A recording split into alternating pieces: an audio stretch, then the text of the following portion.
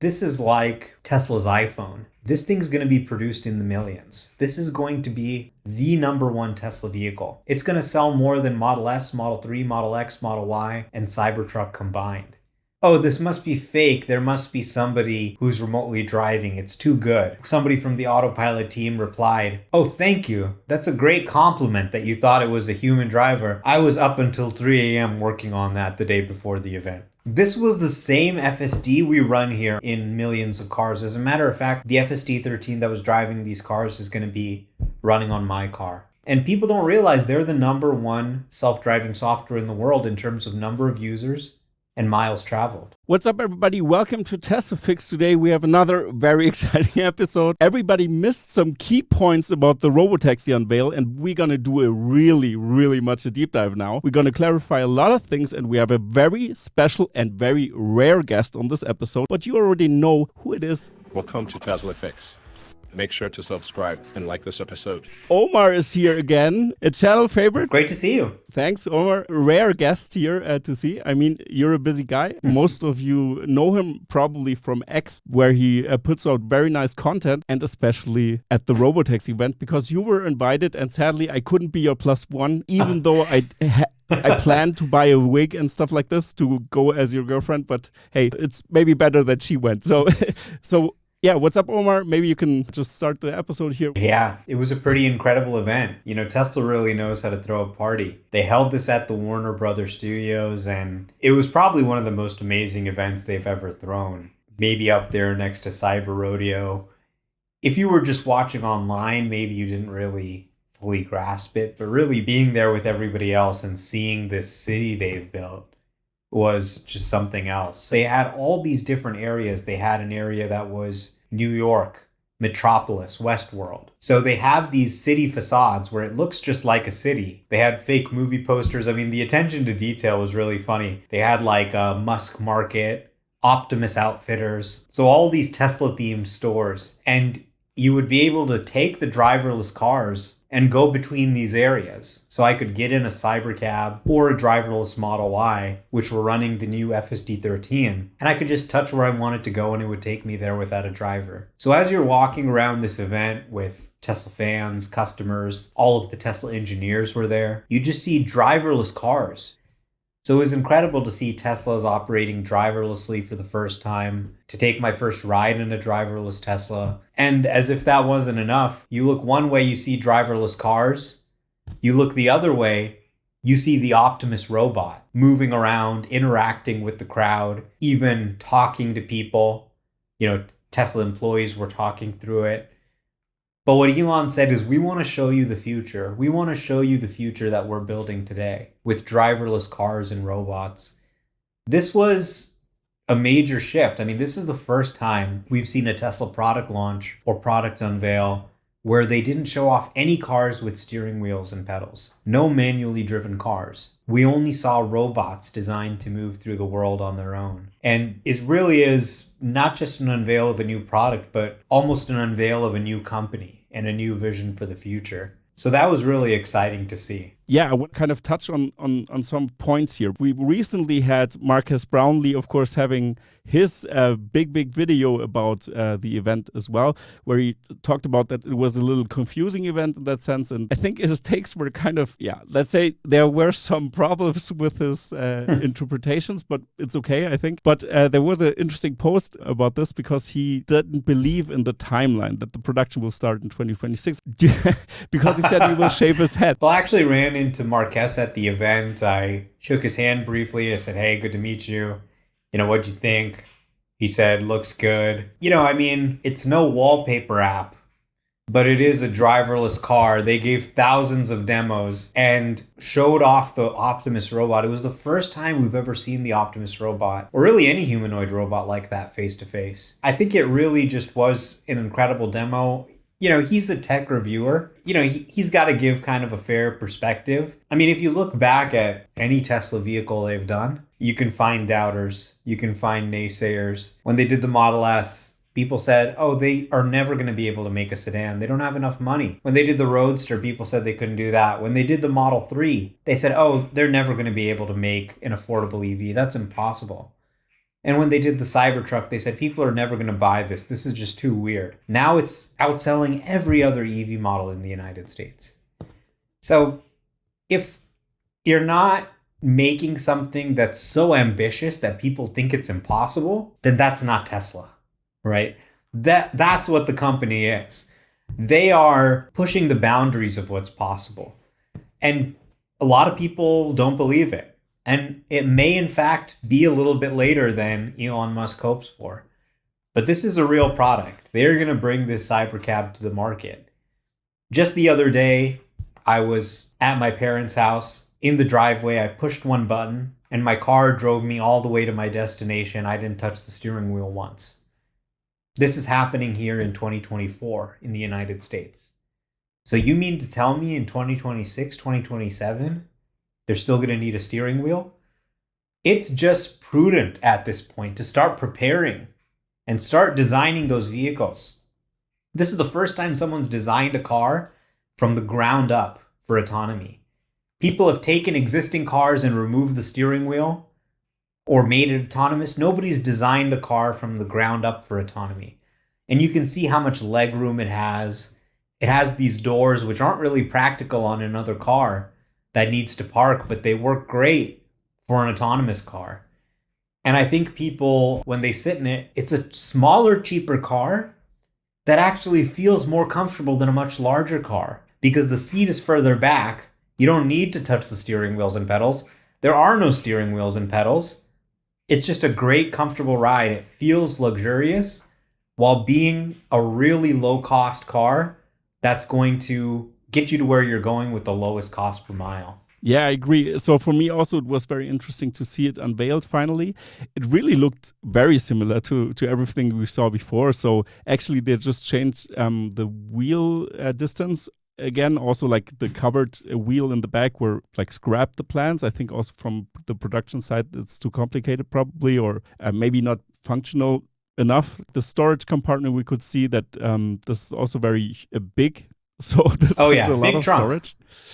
Yeah, which is important. You need to take your car to the airport. You need to bring your suitcases. This will be able to handle that. Yeah, absolutely. And also the wheels, some people will complain that they were spray painted and everything. But you're right, 19 of those or 20 of those that were driving around, that's the first thing. That never happened before. Of course, companies had autonomous vehicles as concepts and since 15 years almost. Like it feels like every year we see an autonomous vehicle driving around in a car show. But the difference is here, make 20 of those and let them drive around. Yeah, I mean, I think pretty much every Tesla event, you have people saying, this is fake, this isn't real, there must be some guy driving it behind the scenes. This was not fake. There was not some guy driving it behind the scenes. This was the same FSD we run here on the United States in millions of cars. As a matter of fact, before the end of the month, the FSD 13 that was driving these cars is going to be running on my car. And I'm going to be recording my own videos. So somebody posted online, they said, oh, this must be fake. There must be somebody who's remotely driving. It's too good. Somebody from the autopilot team replied, and they said, oh, thank you. That's a great compliment that you thought it was a human driver. I was up until 3 a.m. working on that the day before the event. So this is really FSD. You can see here, you showed AI driver's video. He's showing it doing some of the same things. You know, humans, this is a little glitch of FSD. Humans don't tend to, hit the brakes that way or have the lights flicker that way. But FSD, you can see, is doing that here. This was not a fake demo. Tesla is the only company that has this running on hundreds of thousands of real cars. Waymo has about 700 cars out there. Tesla has hundreds of thousands, soon to be millions of cars that are running this software. And people say, oh, they've been talking about this for years. Well, they have been talking about it for years, but they've also been delivering products for years, delivering updates that people really use. And people don't realize they're the number one self-driving software in the world in terms of number of users and miles traveled. Yeah, absolutely. And this is an overlooked point because we all we all saw this, and I found it very hilarious. This news from the Wall Street Journal. I needed to laugh so hard when I saw this. I mean, I did an episode with Brian from Futuraza recently where I just went through it kind of a little bit more critical, playing devil's advocate kind of and trying to get into the thinking. Okay, what they didn't show, of course, we wanted to see maybe a product showcase or numbers or more about the capacity of the car, the range or whatever. But it's interesting to see that Waymo, Uber, Lyft are biggest winners from Tesla's Robotaxi flop. So this was a common theme around finance media, especially because they were disappointed, of course, like always, like Tesla always is down after the unveils. But what I also found so interesting with that is that, yeah, FSD, that what you mentioned, no company in the world has this, especially also not in Germany. I mean, we have the Drive Pilot, but yeah, we all know how incapable it is because it always disengages. And I've never seen actually anything driving around closely here or something. It's just like a test thing. So I think they won't roll it out. And now with many of the Tesla team also confirming that it ran FSD 13 actually, and that this will be rolled out as well. It's just amazing because they have the data. Tesla has the data. Nobody has. Yeah, I mean, when you see stories like that, you just have to laugh. I mean, these are people who just have no clue what they're talking about. It's like you got a chemist and ask them to write about, a restaurant review. They're going to have no clue what they're talking about. Maybe they eat food, but they're just clearly out of their depth. I mean, perhaps they don't realize that nobody has ever created a car without manual controls and given thousands of rides before, that this is going to be sold for around $30,000. There's no other driverless car that you can buy right now. I mean, Waymo is a six-figure car by all estimates. There's nothing you can buy. Nobody else is taking a look at cars and designing them from the ground up for autonomy, not taking an existing car that was designed to be driven and turning it into a driverless car. But they're now starting from the bottom and designing it from the ground up with autonomy in mind. Now, if you remember when they did EVs, Tesla started and designed from the ground up for EVs. They said the floor needs to be a battery pack. And you saw many competitors, they said, well, let's just take our gas car and take out the engine and put a battery. Oh, yeah, VW, yeah. Yeah, and it wasn't a very good EV. They weren't able to compete. Eventually, they all adopted Tesla's approach. So you're seeing the same thing here with autonomy. They're designing from the ground up. And just like when Tesla did EVs, everyone said, oh, this is so far out. Electric cars will never be practical. Where are you going to charge it? They had all of these arguments. And, well, look at where the market is today. Electric cars are now a completely normal thing. There's electric cars from every brand. So I think just like they approached EVs with a clean sheet and designed it from the ground up, having these vehicles that are designed from the ground up is going to allow them to dominate. When you look at this and you look at the Waymo vehicle, they can put 4 of these cybercabs on the road for the cost of one Waymo. They don't need to pre-map. They have a better user experience, a more comfortable ride, and everybody can have their own private car. The media may not get it yet, but this is a product that we've never seen before. I mean, this is like Tesla's iPhone. I'm not sure people have really wrapped their head around the fact that this thing's going to be produced in the millions. This is going to be the #1 Tesla vehicle. It's going to sell more than Model S, Model 3, Model X, Model Y, and Cybertruck combined. So we really saw the unveil of Tesla's biggest product. People took a ride in it. There were 20 of them there. And of course, people don't believe it's real. But this is not a joke. This is not a concept car. This is the next big step in Tesla's master plan. Yeah, I agree totally with these statements because this designed vehicle that's totally dedicated to this, maybe in the mix with the Robovan, which was also a very strange concept kind of, that is more of a concept car, obviously, than the Robotaxi. It looks like the same thing. It's like concept cars, but no. The Robotaxi is actually no concept car. This thing could go out already if they advanced, the March of Nines kind of. They need to get to 99.99999% of like reliability with FSD, but it's really, really close already. And I've experienced it with you as well. I've tested 12.4.1 with in your Model 3 together, and it was out of this world. And you could just type in the address. Also did a test drive with Dirty Tesla. I mean, it's amazing. Yeah. And it's gotten significantly better since then. Yeah, I know.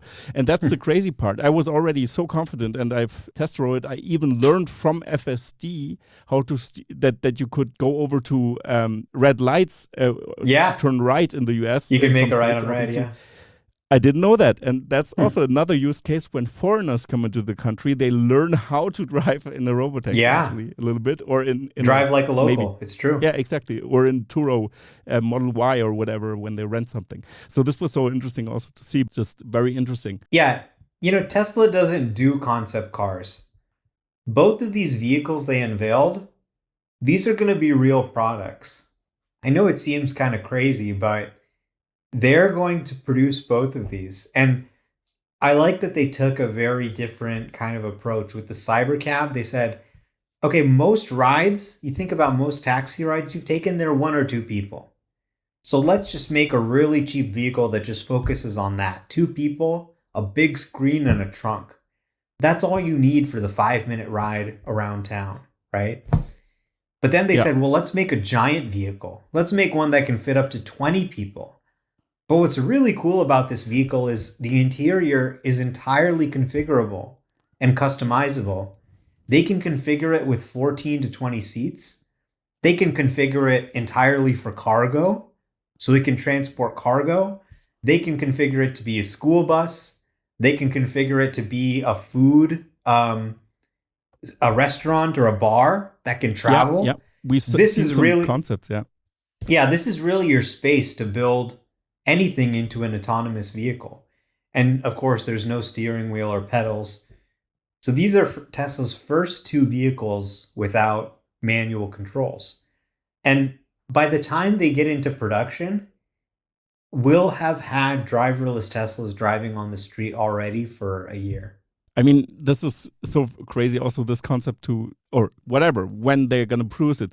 This could be like 10 years. I don't care actually about the, the Robovan was so interesting to me because I could really see that this could also follow your car. For example, the Cybertruck, if you want to go off-roading or something, and then it just parks at the side of the road somewhere where you off-road, and then it's your camper van. It could be transferred to or transformed to a camper van, and it can follow you. And that's also a funny thing to yeah. Instead of having to tow, you could have the trailer just drive itself. Yeah, that's what I mean, as a train kind of. And a lot of people wondered about the ground clearance. They said, well, how is this thing going to drive with such low ground clearance? And it's actually got an air suspension like the Cybertruck and other Tesla vehicles, where it can actually be raised and lowered on the fly depending on where it's driving. So this isn't just some weird concept. Tesla doesn't do concept cars. They're actually going to produce both of these vehicles. Yeah, and I wanted to show this because Ashok also shared this, and I think it was an interesting post because he really recapped the event a little bit and said that over 2,000 guests were transported, continuous operation over the 3.5 hours, and every trip was perfectly safe. Then he also said that it was really amazing to see users take the Robotaxi for granted. They didn't seem to think twice before crossing in front of it, walking alongside it. Robotaxis interacting with one another, etc. They behaved just the same way they would around human-driven vehicles. And that's something that is missed a little bit out of the material that we see here, because you were there. People could walk around like you see here on the side on the left. They drove with bicycles on the side. They also could do some, like with those golf carts were also there to get around, or the security guards had those. And this is interesting. I mean, there is your use case. It is a small city there, kind of, but very small. But you can see people crossing the road. And how was it to see that in action, also with everything coming together, the Tesla bot, and then you saw this, then you walked over. I mean, the whole thing, how was the energy kind of when you walked over there? I mean, how was it to experience this? I mean, it was just surreal to see driverless Teslas, driverless Model Ys, Teslas without steering wheels or pedals, just driving around. And, I walked in front of them, other people walked in front of them. It was completely normal. And there were no strange moments, there were no scary moments. The car just did everything right. And this is running the same software that they're pushing out to our cars. It's not running any special software. It's not any fake demo. This is actually the real software that runs on our car. So it was capable of giving 2,000 people driverless rides without any issue. And people are still doubting whether it makes sense to start preparing for autonomy with the next generation of vehicles. I mean, this guy, Elon, and his team are just so forward-looking that people are always saying, these guys are nuts. But people never learn. Time and time again, he proves that his crazy idea, hey, let's catch a rocket falling out of space with chopsticks. And he proves that he can make it a reality. And everybody who laughs and says it's impossible, they usually end up eating their words. Also, the Cybertruck unveil, for example. I mean, you've mentioned, of course, catching the rocket here with chopsticks. It was amazing to see that this worked, and that this was in the span of less than 72 hours apart. Yeah. I mean, that's just crazy execution. Right. And, yeah, but I agree. It's interesting to see that, because also you could see it at the Cybertruck unveil, kind of, that the unveiling, then it took some years to get it perfected, then they shrunk it down slightly, but in the end, I mean, we've all seen the Cybertruck, and you see the Cybertruck maybe a little bit more often than me, probably because you have one, but so yeah, that was amazing. Also, I've tested that. Video is still coming up. I have not released anything from our great trip so far because I was overworked like crazy. When I came back, like, the company I work for was burning, kind of. Also, the stuff I did with Omar will come up. So to everybody watching, stay tuned, because it's going to be very fun. But yeah, I mean, you could see that Tesla will execute also the prototype. If they can pull off this Robovan, then I think people will really realize, oh, okay, they're not playing games. Like, they mean this. And I can already see in the boring tunnel, the first thing, let this thing drive back and forth. It makes just totally sense. Yeah, absolutely. And, I think it's interesting you mentioned the Cybertruck reveal. Go back to 2019 and look at what people said after that. They said, oh my God, it's ugly. They've lost their mind. What are they doing? Nobody's going to buy this. This is going to be a niche vehicle. Rivian's going to outsell it. Now, fast forward to today, Cybertruck isn't just outselling the Rivian truck. It's outselling the entire Rivian. The entire Rivian lineup is being outsold by this truck. As a matter of fact, with the most recent data, it is now the third most popular EV in the US. Model Y, Model 3, Cybertruck. So every other EV from every other brand, Cybertruck's outselling them. Even the Mustang Mach-E, which is the most popular non-Tesla EV here in the United States, it's outselling that too. So compare what everybody said to what a hit it actually became. And who said that? Who said it's going to outsell every other EV in the United States? Nobody. It turns out that the strange design was actually a breath of fresh air. People said, we're so tired of people playing it safe and being afraid to try something new. And, we have to conform to the safety standards. We're not going to really try anything ambitious. It was like a breath of fresh air. People said, we love this, that someone's trying something different. We love the way it looks. And people went out and they bought them for $100,000. So when you think about that, I mean, it happens every single time. They unveil one of these vehicles. People say it's not real. People said with the Cybertruck, it's vaporware. It's never going to come to market. And it was delayed several times. And people said, see, it's never going to come to market. And now it's a bestseller. And let me tell you, this thing's going to make the Cybertruck look like peanuts in terms of sales by comparison. They're going to sell millions of these things every year. It'll be their biggest product. And I think people will look back and laugh at these journalists who called it a flop. Yeah, I agree with you there. I wanted to show you this, that Ashok actually was promoted to vice president of AI software at Tesla, which is, I think, what was your thoughts on that? I mean, it's well deserved. Yeah. Ashok has literally been there since the beginning of the autopilot program. He was the director of autopilot software. Their team's focus has expanded. They're not just working on autopilot anymore. The autopilot seems to be working pretty well.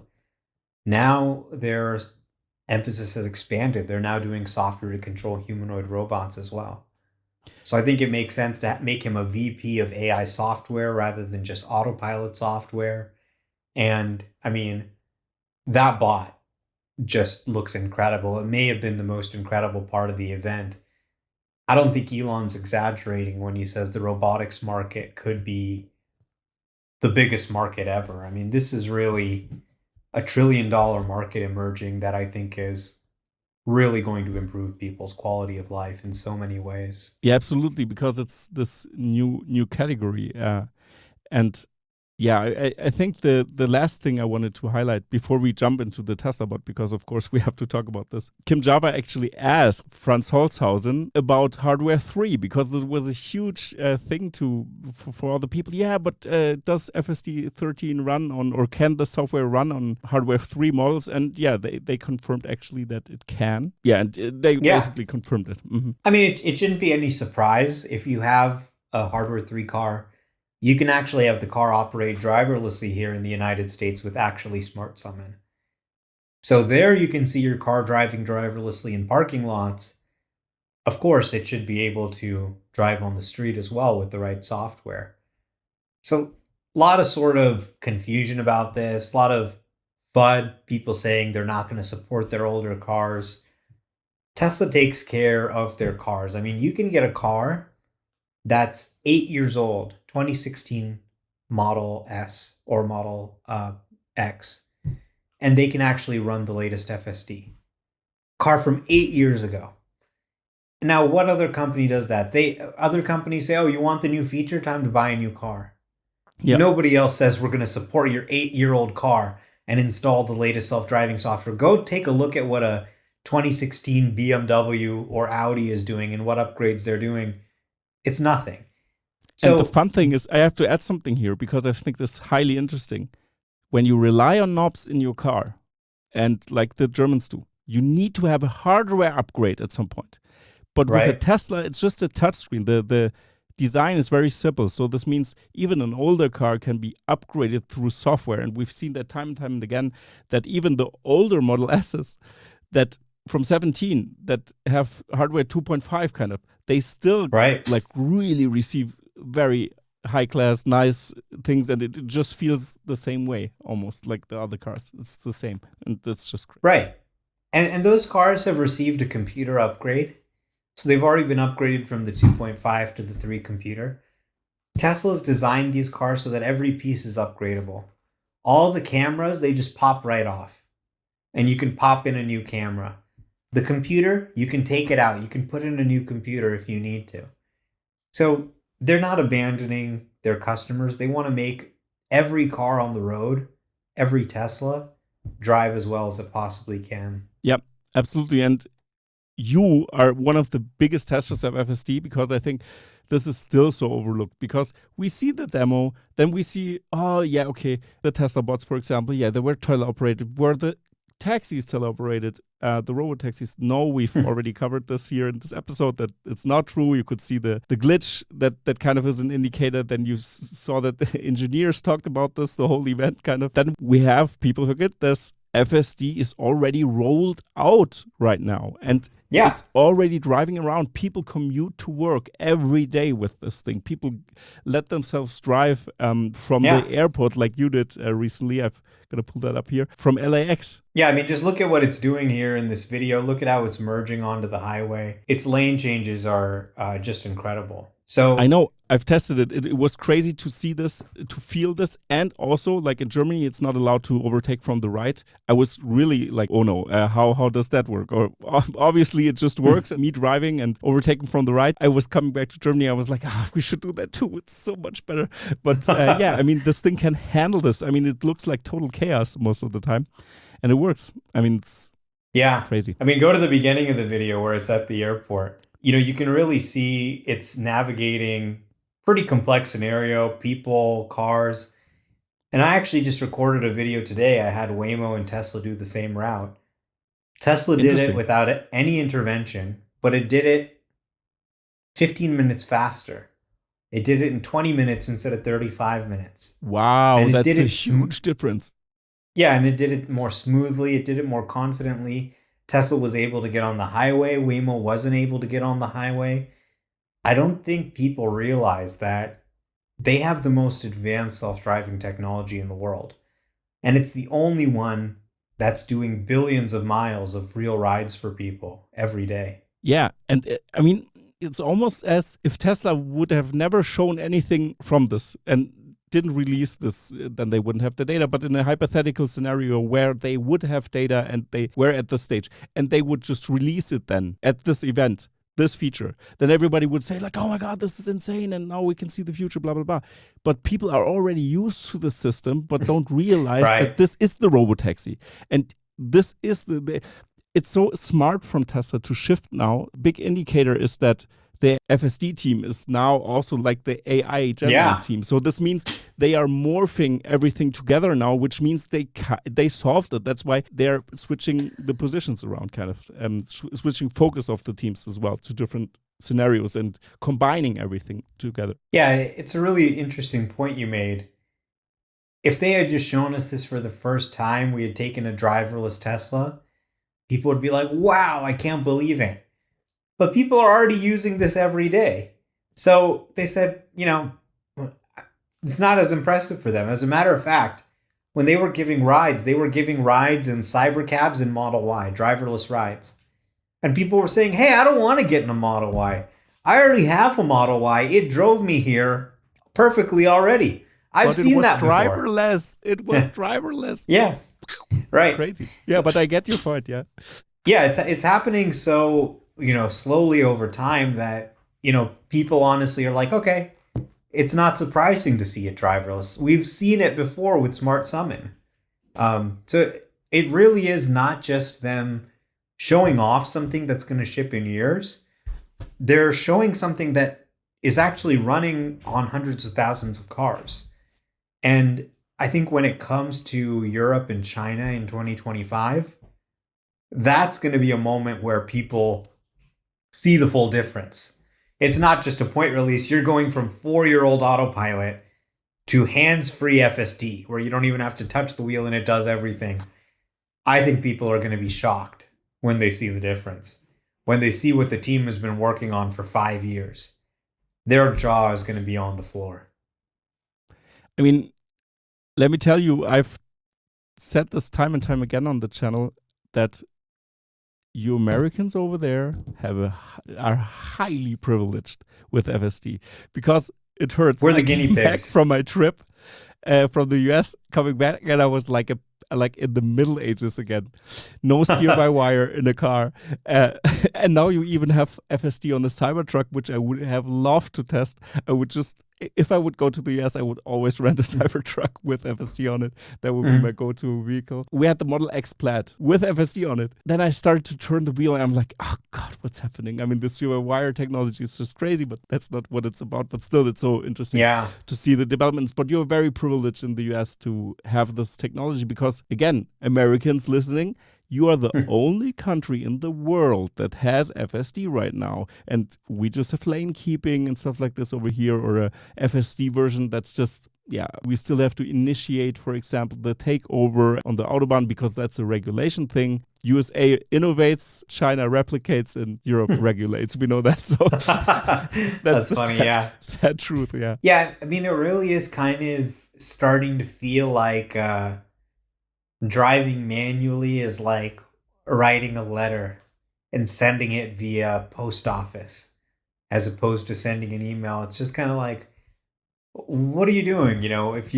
It does feel very antiquated. And I know it's just a completely different world in Europe and in Asia. But this technology is actually ready now to come to Europe, to come to Asia. You know what the team said? They said, we don't have one line of US specific code. Not one line. It's Yep. entirely just by watching people that it picks up on all of Yep. this. And they've given demos. They gave demos to the Swiss Transport Ministry, for example, in Germany. And he said it drove through German roads, it handled roundabouts, it did everything without any interventions. So it's kind of incredible to believe because we don't have any other self-driving system that's international. Waymo works in the US, others work in China. We don't have any system that just works everywhere. And FSD is going to be the first example. Yeah, and if you look at even the path planner that already runs shadow mode, like it calculates the route and it also gets weather data and stuff like this and height and everything, altitude, I mean. And this alone, this feature is showing that, yeah, your car is already learning European roads the whole time. And when you disengage, it will also send a robot to Tesla. So this thing learns stuff on the European roads. So they have enough data to, obviously it can just work. And then it can even differentiate maybe country-specific things because it learns from the drivers over there as well. So this means, they could make small adjustment by training it sometimes differently. And when we get more and more data of an FSD rollout, when finally the regulations are in place, but I think hopefully at some soon. point Europe needs to just switch over because obviously when we are in the Middle Ages and look over there in the US, they're catching rockets there. And that now they have the capability of sending the ISS space station, the International Space Station, with just two rocket launches into space. And we took like decades to get this thing up and running. Something like this really tells you something. We kind of need to think differently now and get this over. So I think internationalization will be very good. Yeah. And, I think there's been a lot of talk about European competitiveness in the EU and people saying, we need to look at this. Why is it that our brightest people go to the US or to China and go work at their companies? And I think modernizing these regulations is going to be really important to being competitive, but it's also going to save a lot of lives. Especially with European roads, I think it's going to be even more important. And I think the data will prove that out. So hopefully regulators get their act together. It's really important that supervised FSD be allowed so that it can start to be perfected for unsupervised FSD.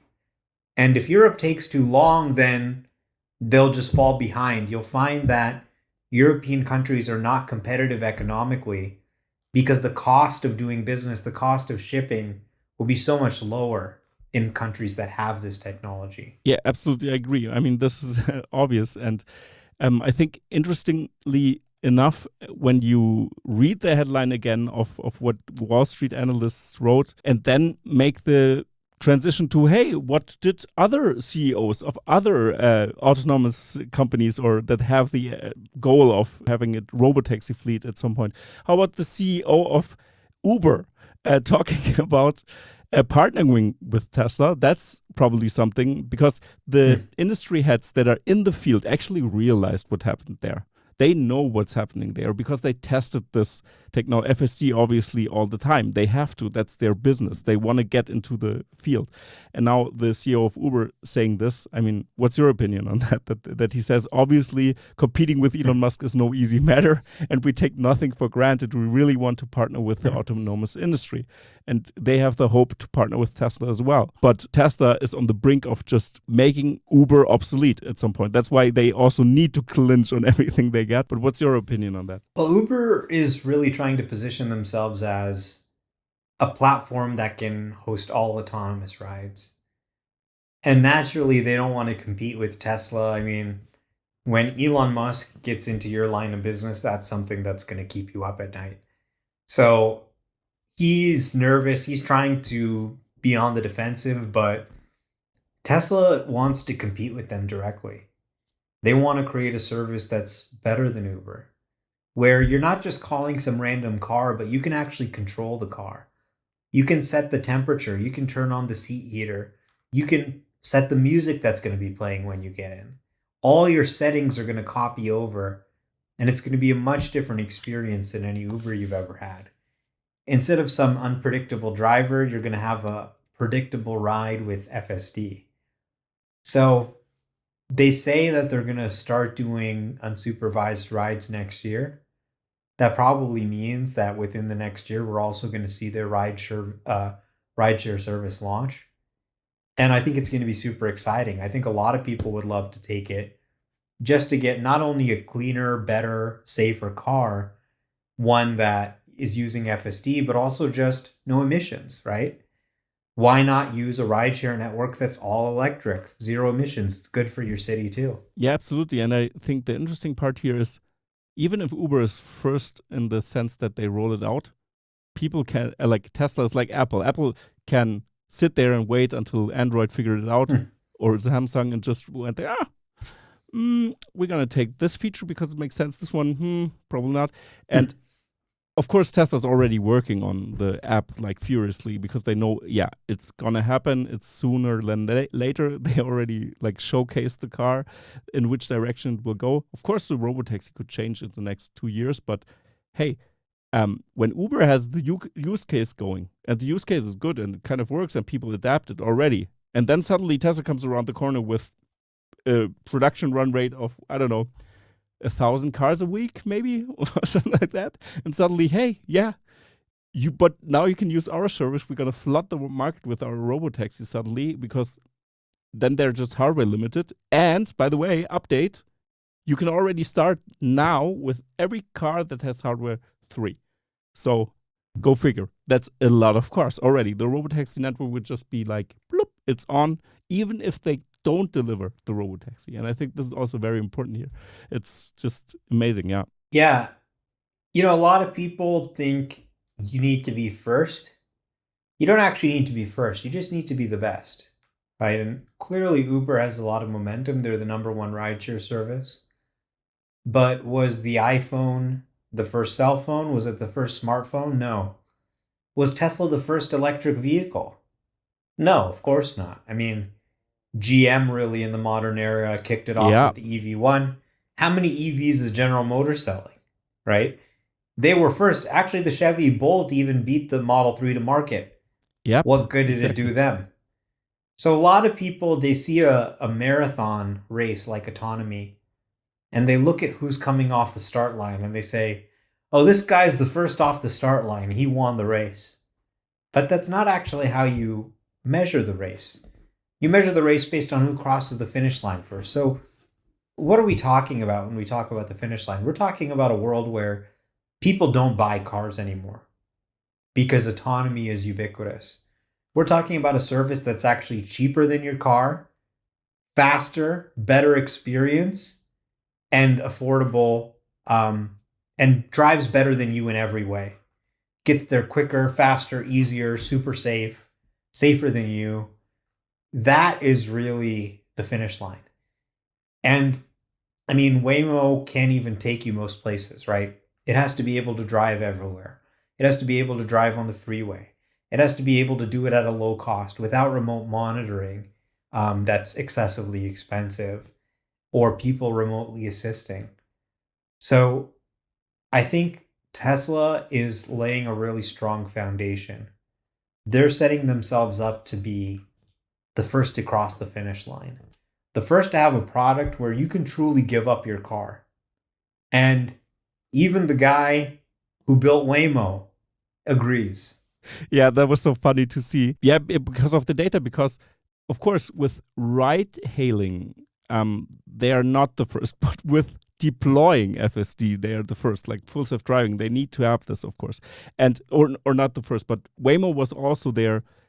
Also, like early on, Google worked on this early on. Apple worked on this as well. They really wanted to do this. But one fun fact is that actually in the right behind Robert Scoble, there was an Apple engineer that was working on the project. And and we've heard the news that Apple pulled out. Hilarious. And he said, we couldn't compete because of Tesla. And that's very important. That's what the guy from Apple said to Robert Scoble there. Wow. And that's very interesting that they said, we saw this and we knew that we're too late to the party probably.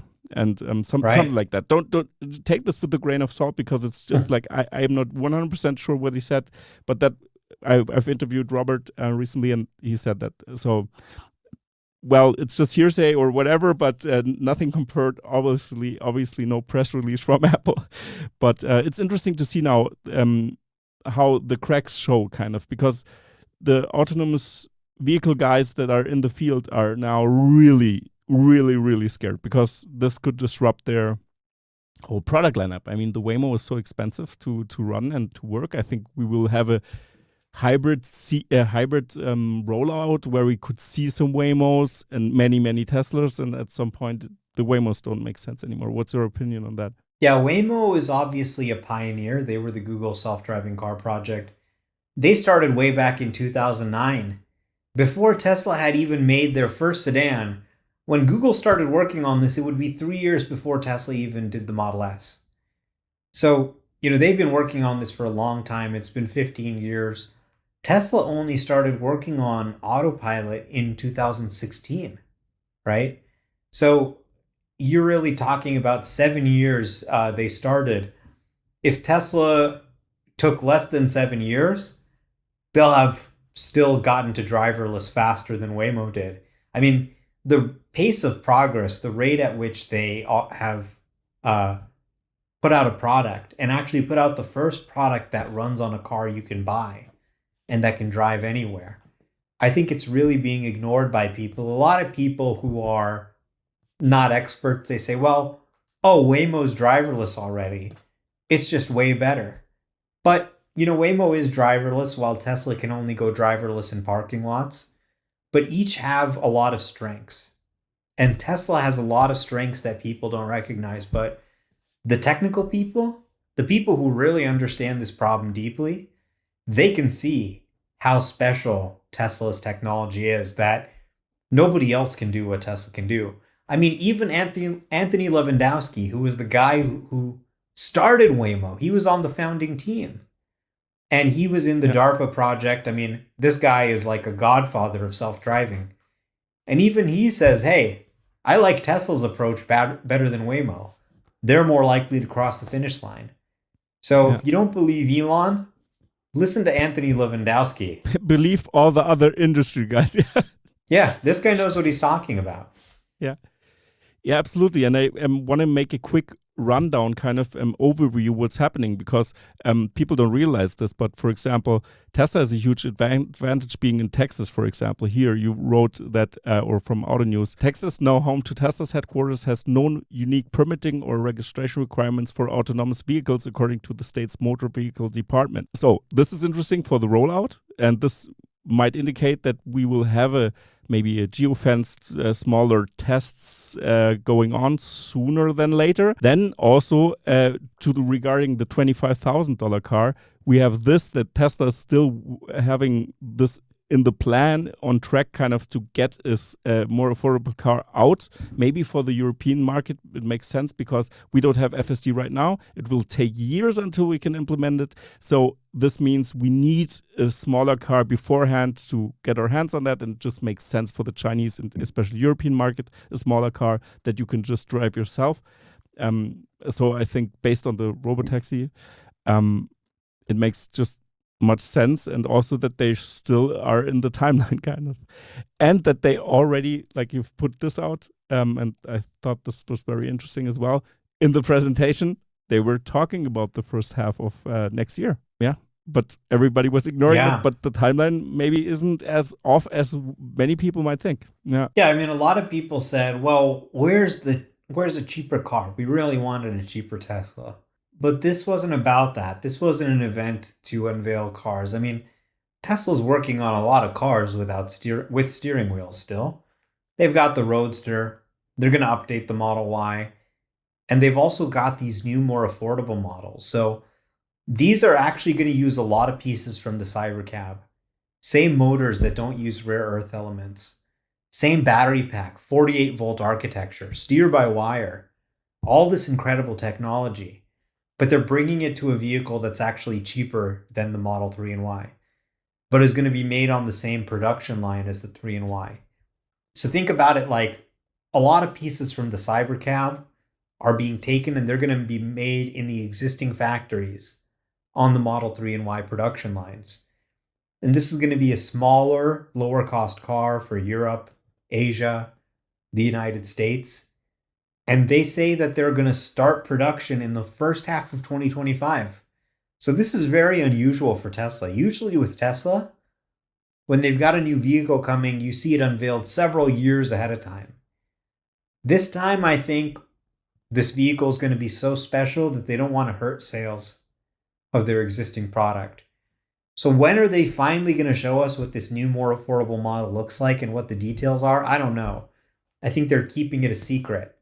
But in the first half of 2025, which, by the way, 2025 is next quarter, right? Yep. We're in October now. That's Pretty true. soon we're going to be in 2025. And we're going to see this thing. It's going to be the next big step for Tesla. The next big step after the Model 3. The Model 3 will no longer be the entry-level Tesla. So this is an incredibly important product. They're not talking about it. But don't be fooled into thinking just because they didn't mention it that it's never coming. It's actually going to be on the market before the Cybercab. Yep, exactly. And I think it just makes sense also that this will be produced in at Berlin as well. And if it's similar than the lines they already use, that's also a good thing for now. I think when Giga Mexico will get built, then the unbox process will be shown more and more. And I think that's the thing where they want to, or how they produce the Cybercab, and then it will trickle down the technology back. Like they will revamp probably some cars, maybe get the smaller car there, and it just makes sense.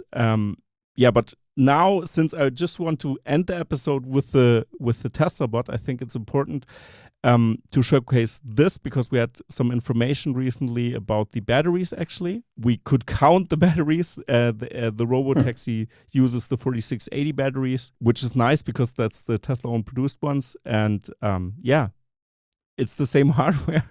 What can I say? I mean, we know. Yeah. We're more in depth with Tesla, so we knew this already. But yeah, like you said, the Tesla bot is just an interesting thing because you could interact with it now. And I had Robert Scoble on. I'm going to link the video as well here. He talked about something that was pretty interesting because people were furious about, the Tesla bot is teleoperated. But did you see the movie Surrogates? So imagine when I visit the US and we have Starlink everywhere and whatever, and the latency gets lower because we have more satellites deployed because they have a huge rocket that they can send up there and just like flood the space with those Starlink satellites. Then when the latency is low from the internet, I can remote control with the Apple Vision Pro kind of my Tesla bot that's here in Germany. Something like that. Yeah. I mean, this could be, and this alone is a product that I would buy for 30K or 40K easy. Like it's crazy. Yeah. I mean, and you see that the hardware isn't as expensive. Imagine the fraction and the amount of value you get out of these batteries and this hardware components instead of the Tesla bot with teleoperation already is a use case that can be solved now, kind of. So, yeah, what's your opinion on that? I mean, it's just crazy. Yeah, I mean, like I said, there's always these naysayers who are trying to say, oh, everything's fake. It's just a person. But have you ever seen any other company show a humanoid robot like this walking through a crowd, interacting with people? I mean, certain parts were human assisted just because they wanted to show really their vision of what these robots could be. The talking through the robot was a human. Some of the hand control was human. But the robots were walking by themselves. They were stabilizing themselves without a tether.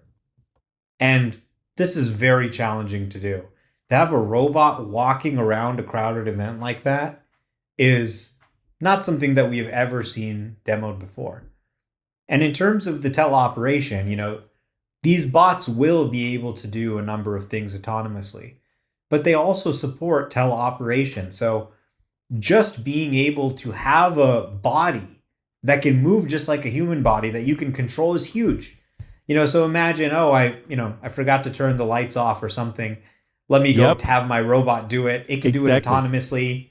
or I could control it. Imagine, diffusing a bomb, when you have a bomb squad trying to defuse a bomb, or when you have a number of industrial or personal use cases.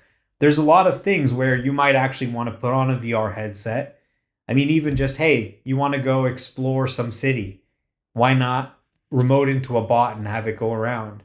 So not only are there actually, I think, a lot of use cases for teleoperation, but it actually generates training data too, that then trains the bot to do the task autonomously.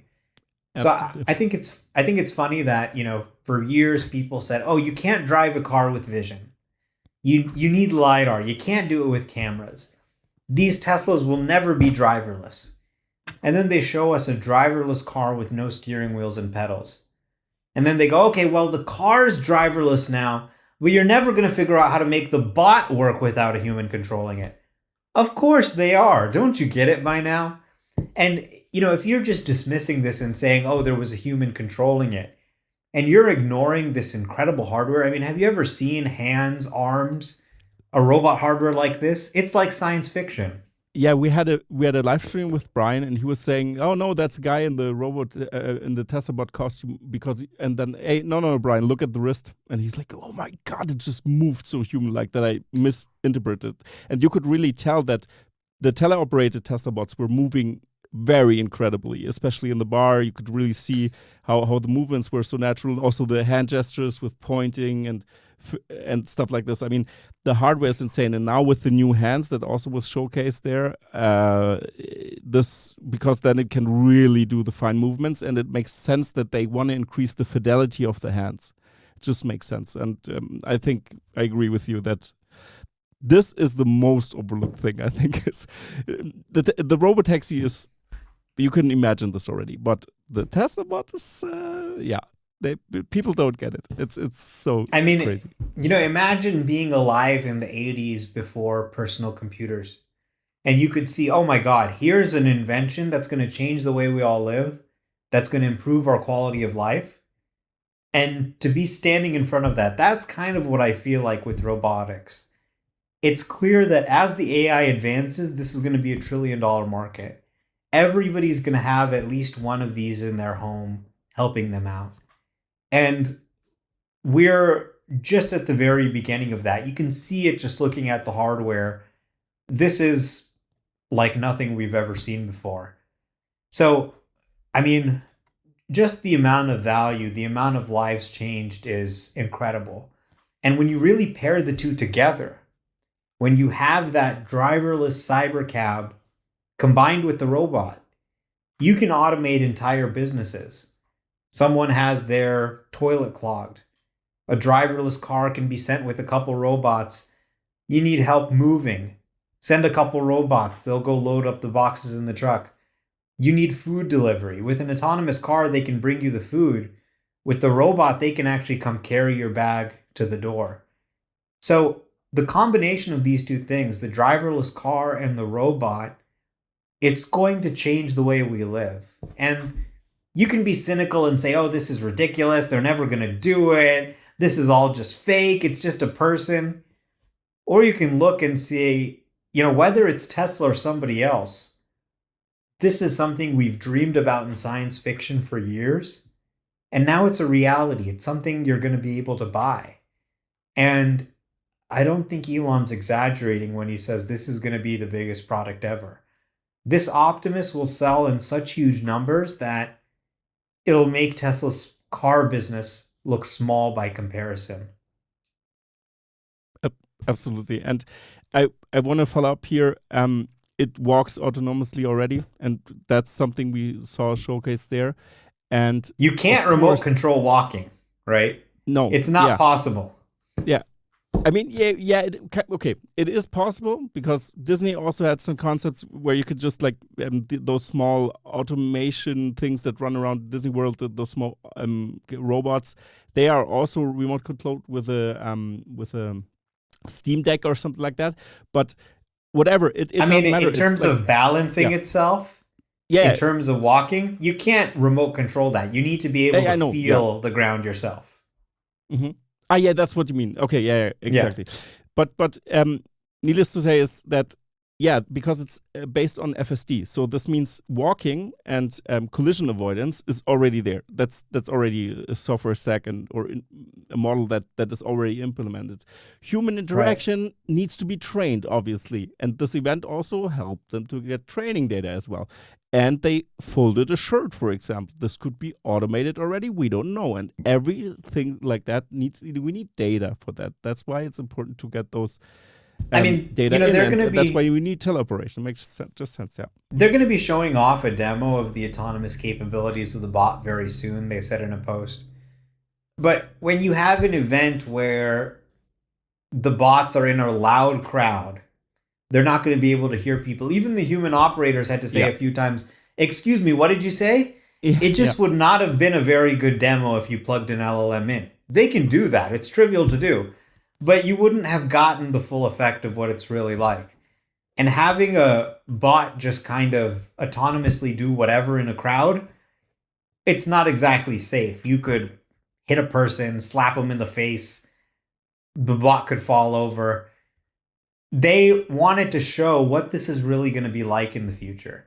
They wanted to show how the bot's going to move, how you can interact with it. This wasn't a demo of the software. This was a demo of the robot hardware. And what we saw was hardware that could mimic a human's movement exactly. Yep. Yeah. And that was it. And this kind of sums it up already. Like it's a vision of the future. It's a vision of full self-driving with robots. They wanted to showcase it finally because Tesla was scarce with stuff like this. They never kind of did like those future scenarios. And this marks a stepping stone to the next era of Tesla, which is AI driven. So for me, it's like this. Every path is laid out. They just need to walk it. And just need to walk it means a lot of work. But they are the only one company that's set up to walk this path. And that's the important part. And they already solved many things like FSD. The Robotaxi will work. It just will work. I'm 100% convinced after testing it. So yes. I think because I know you're time constrained, I'm going to wrap it up here. So thank you very much, Omar, for doing this. I think you've summed it up very nicely in the end as well. If people have questions, please write them in the comments, and we try to answer them, obviously. So I'm going to force Omar to come to my comments and answer every comment. Or when we have interesting questions, I'm going to ask him that, of course, on X then. Yeah, thank you very much, Omar, for doing this. And yeah, of course, it was fun. Yeah. Love chatting anytime. Yeah. And my review of the Cybertruck is coming up, where Omar is also included, especially what we've tested, of course, his Model 3 performance, which is also nice. Videos coming up soon. So it will be fun. It will be fun. Yeah. So Omar, thank you very much. Of course, follow Omar. There's one last thing to say. That's goodbye, everybody.